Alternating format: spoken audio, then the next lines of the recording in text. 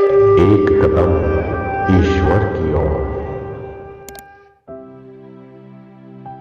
निर्वाण प्रकरण पूर्वार्ध 86वां सर्ग। कुंभ से कुंभ की उत्पत्ति, वृद्धि, ब्रह्मा के साथ उसका समागम, तदनंतर उसकी सर्वज्ञता आदि का वर्णन।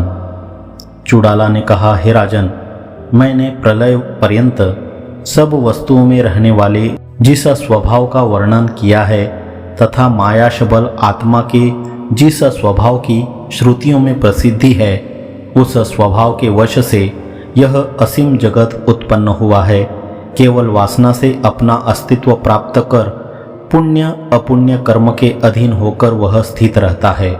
हे मुने, अनेक तरह की ये जो वासनाएं हैं, उसका विनाश कर देने से प्राणी धर्म या अधर्म के फंदे में नहीं फंसता और उससे वह इस संसार में उत्पन्न नहीं होता। यह हम लोगों का साक्षात अनुभव है।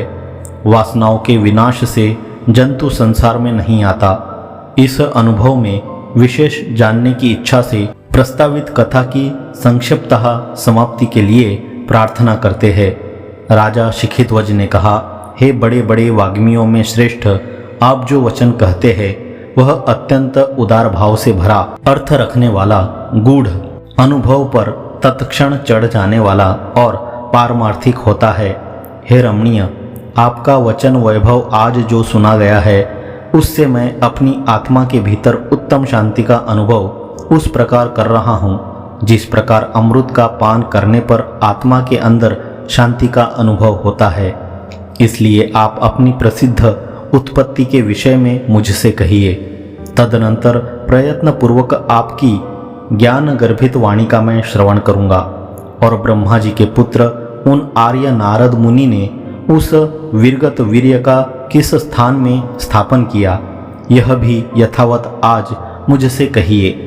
चूड़ाला ने कहा, हे मुने, तदनंतर अपने मन रूपी उन्मत्त हाथी को विशुद्ध बुद्धि रूपी सुदृढ़ चर्म रज्जु से विशाल विवेक रूपी आलान में अर्थात गजबंधन स्तंभ में बांध रहे उन नारद जी ने उस द्रवीभूत वीर्य को, जो कल्प काल की अग्नि से गलित हुए चंद्र के द्रव के सदृश और पारद सुवर्ण आदि शंभु के दिव्य वीर्य के सदृश था, पास में पड़े हुए कांतिमान अद्भुत स्फटिक कुंभ में उस प्रकार स्थापित किया जिस प्रकार चंद्र में दूसरा चंद्र स्थापित किया जाए।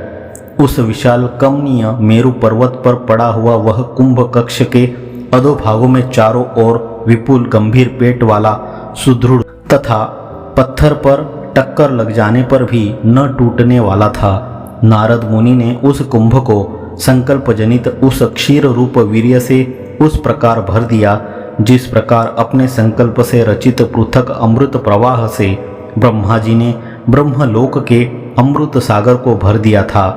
कुछ ही दिनों में उस घट में स्थित हवन आदि क्रियाओं में नारद मुनि को मंद कर देने वाला वह शुभ गर्भ अमृत सागर में चंद्रमा के प्रतिबिंब के सदृश बढ़ने लगा।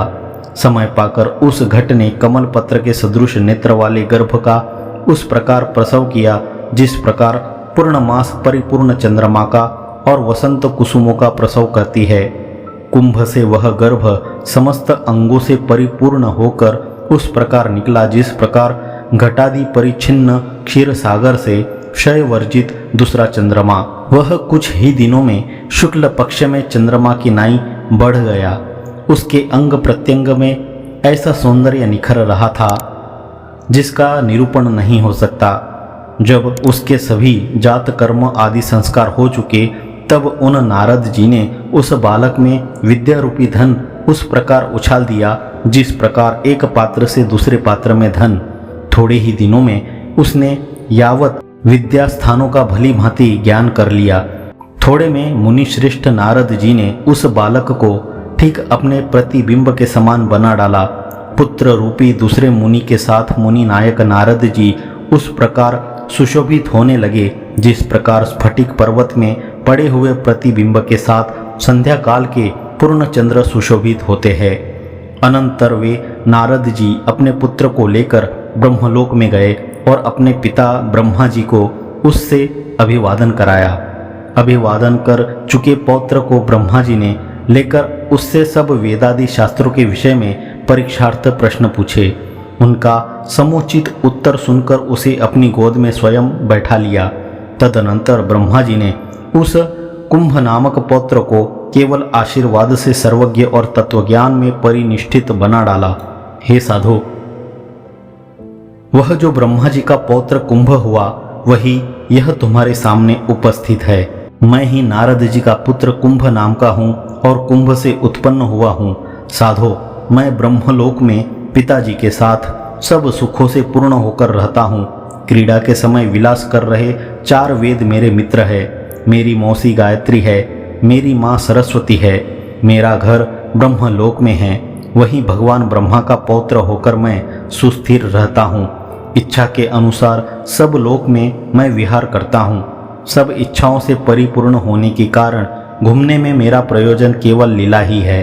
किसी कार्य विशेष से मैं विहार नहीं करता। जब मैं भूलोक में विचरण करता हूँ तब मेरे पैर भूमि में नहीं लगते, अंग धूलिकणों का स्पर्श नहीं करते और मेरा शरीर कभी ग्लानि नहीं करता। हे प्रिय, आज मैं जब आकाश मार्ग से जा रहा था तब मैंने आपको सामने देखा, इसलिए यहाँ मैं आ गया और आपसे पूर्व का सब वृत्तांत कहा।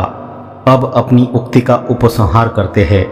वनवास के गुणों को तथा उसके फल चित्त शुद्धि को जानने वाले हे महात्मन, आपने जो कुछ पूछा उन सब का ही मैंने अनुभव के अनुसार आपसे वर्णन किया। हे भाग्यशालीन, उत्तम आर्य जनों के प्रश्न करने पर सत्पुरुष संभाषण करते ही है, क्योंकि वे आर्य जनों के साथ प्रश्न और उत्तर करने के व्यवहार में बड़े ही पटु होते हैं। वाल्मीकि जी ने कहा, भद्र।